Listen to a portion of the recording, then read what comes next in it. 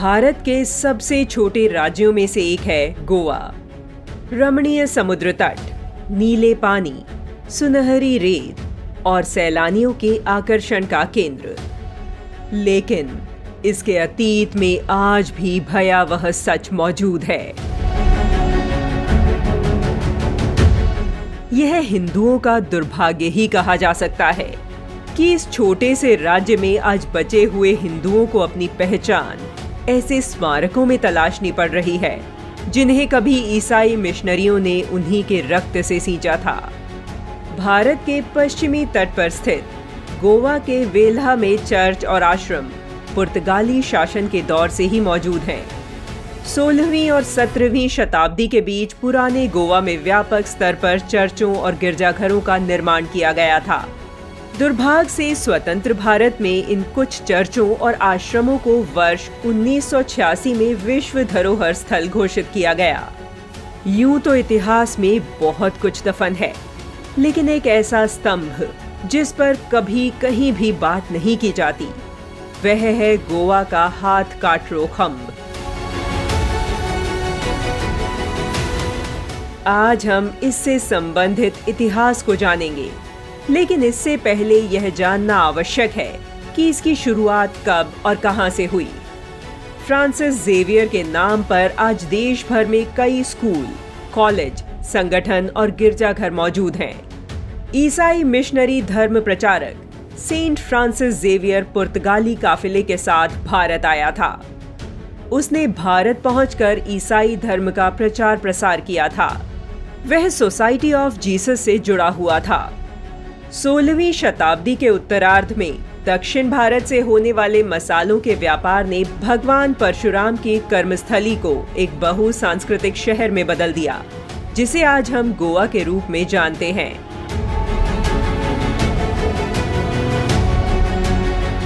देखते ही देखते पुर्तगालियों ने खुद को यहाँ सत्ता में स्थापित कर लिया। पुर्तगालियों ने सुनिश्चित किया कि वहां के स्थानीय लोग भी अब उनके जैसी ही धार्मिक मान्यताओं का पालन करें। वर्ष 1541 में ईसाई मिशनरियों द्वारा फरमान सुनाए गए कि सभी हिंदू मंदिरों को बंद कर दिया जाए। इसके बाद 1559 तक आते आते तकरीबन 350 से अधिक हिंदू मंदिरों को नष्ट कर दिया गया और मूर्ति पूजा पर प्रतिबंध लगा दिया गया। सेंट जेवियर ने देखा कि हिंदुओं के बालात धर्म परिवर्तन के उसके प्रयास पूरी तरह से कामयाब नहीं हो रहे थे। उसे समय रहते यकीन होता गया कि सनातन धर्म की आस्था अक्षुण्ण है। यदि वह मंदिरों को नष्ट करता है तो लोग घरों में ही मंदिर बना लेते हैं। उसने देखा कि लोगों को धारदार हथियारों से काटने, उनके हाथ और गर्दन रेतने और असीम यातनाएं देने के बाद भी सस्ती शराब और सनातन धर्म में से लोग सनातन धर्म को ही चुनते और मौत को गले लगा लेते। इसके बाद हिंदुओं पर यातनाओं का सबसे बुरा दौर आया। फ्रांसिस जेवियर ने गोवा का पूर्ण अधिग्रहण किया, हिंदुओं के दमन के लिए धार्मिक नीतियां बनाई और यीशु की कथित सत्ता में यकीन न करने वाले हिंदुओं को दंडित किया जाने लगा। अक्टूबर 1560 तक आम जनता के जिंदा रहने और उनके मरने से लेकर उनके भाग्य का फैसला ईसाई प्रीस्ट के हाथों में आ गया। यह सभ्यता की आड़ में आस्था का बेहद क्रूर और विभत्स अधिग्रहण था। लोगों को ईसाई बनाने के लिए बर्बर हिंदू विरोधी कानून लाए गए। धर्मांतरण के लिए लोगों को विश्वास के कार्य की प्रक्रिया से गुजरना होता था, जिसमें नृशंस यातनाएं दी जाने लगी। ओल्ड गोवा के कई स्मारकों और संरचनाओं के बीच पेलो रिन्हो नोवो नाम का एक काला बेसाल्ट स्तंभ इतिहास के काले अध्यायों का साक्षी है।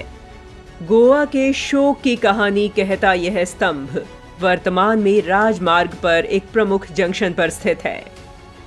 इस खंभ के नामकरण के बारे में कहा जाता है कि इसका हाथ कटारो नाम इसलिए पड़ा क्योंकि संत नाम से जाने जाने वाले फ्रांसिस जेवियर यहाँ लाकर उन हिंदुओं को बांध देता था जो ईसाई बनने से मना कर देते थे।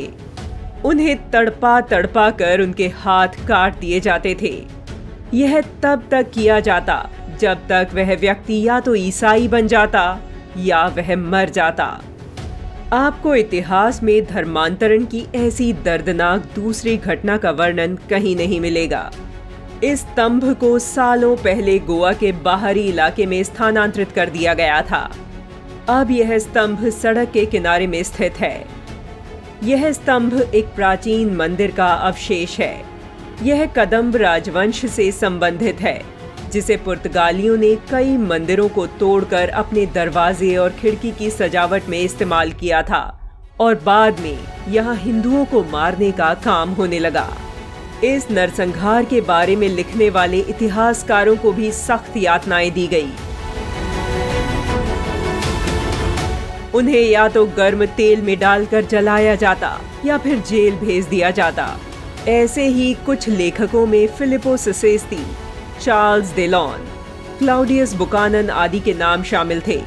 इतिहास में पहली बार हिंदू भागकर बड़े स्तर पर पलायन करने को मजबूर हुए।